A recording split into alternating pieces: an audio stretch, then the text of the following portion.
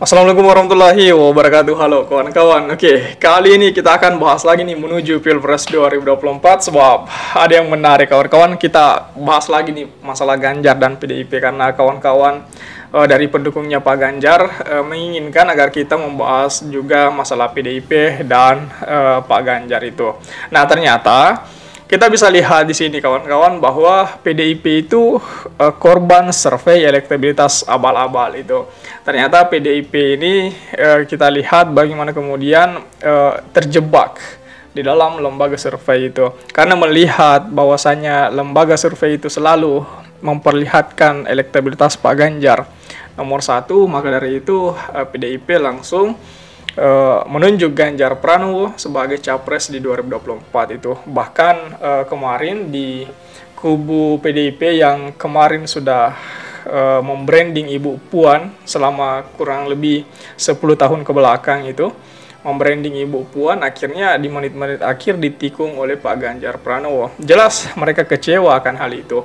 Nah, inilah yang ingin kita lihat bagaimana kemudian sesuatu ini relasinya menuju Pilpres 2024. Di dalam kubu PDIP sendiri jelas ada keretakan sedikit sehingga kemudian kita bisa lihat bagaimana kemudian ekspresi-ekspresi teman-teman PDIP itu ketika berdebat ya biasanya lesu, mungkin sudah mengetahui bahwa di Pilpres 2024 mereka sudah kalah di bagian itu.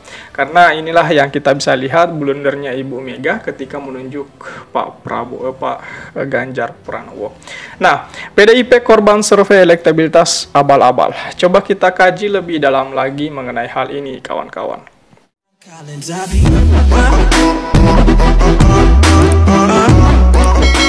Sampai saat ini, baik melalui survei elektabilitas ya dari Kompas, Twitter, Google, ataupun yang sejenisnya, yang bisa dipastikan jauh lebih objektif ketimbang lembaga-lembaga survei abal-abal yang ada, yang memang didirikan untuk mencari cuan itu.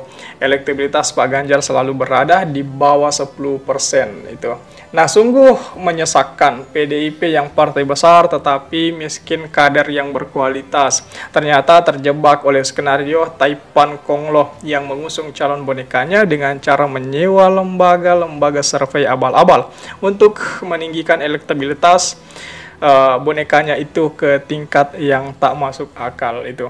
Nah, bagaimana bisa masuk akal sehat bila track record bonekanya tersebut berada seperti di bawah itu?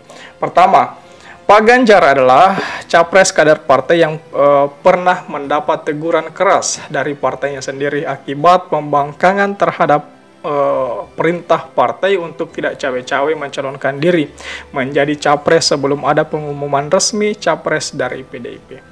Nah, kemudian yang kedua, secara moral dan etika sebagai calon presiden Republik Indonesia dengan kebanggaan tak tersembunyi memamerkan pengakuan hobi menonton film-film porno melalui media podcast ternama Deddy Corbuzier tanpa ada rasa risih sedikit pun itu. Sebuah pameran kebobrokan moral yang dipertontonkan kepada jutaan rakyat Indonesia oleh seorang calon presiden Republik Indonesia itu.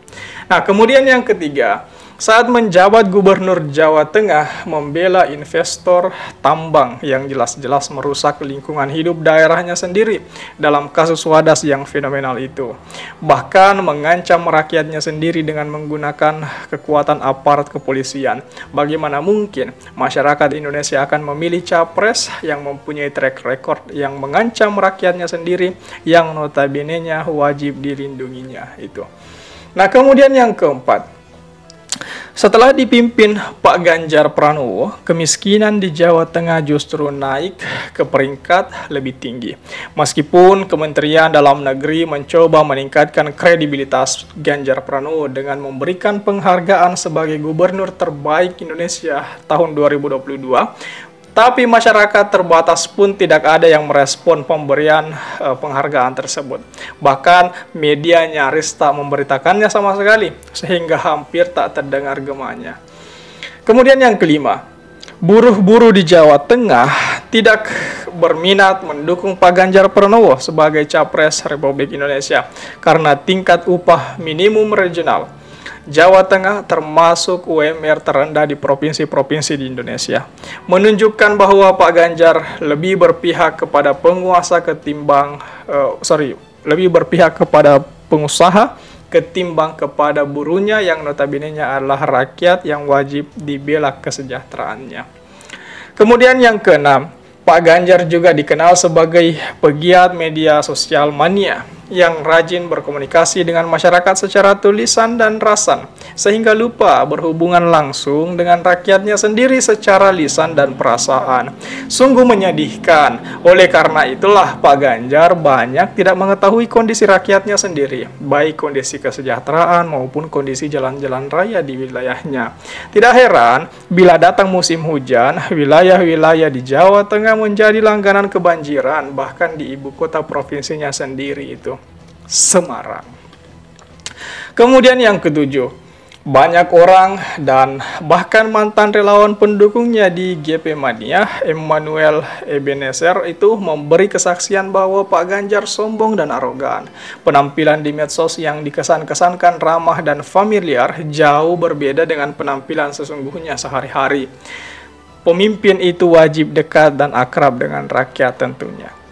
Nah, kemudian yang ke-8, blunder PDIP memilih Pak Ganjar adalah kasus lama yang tak reda-reda.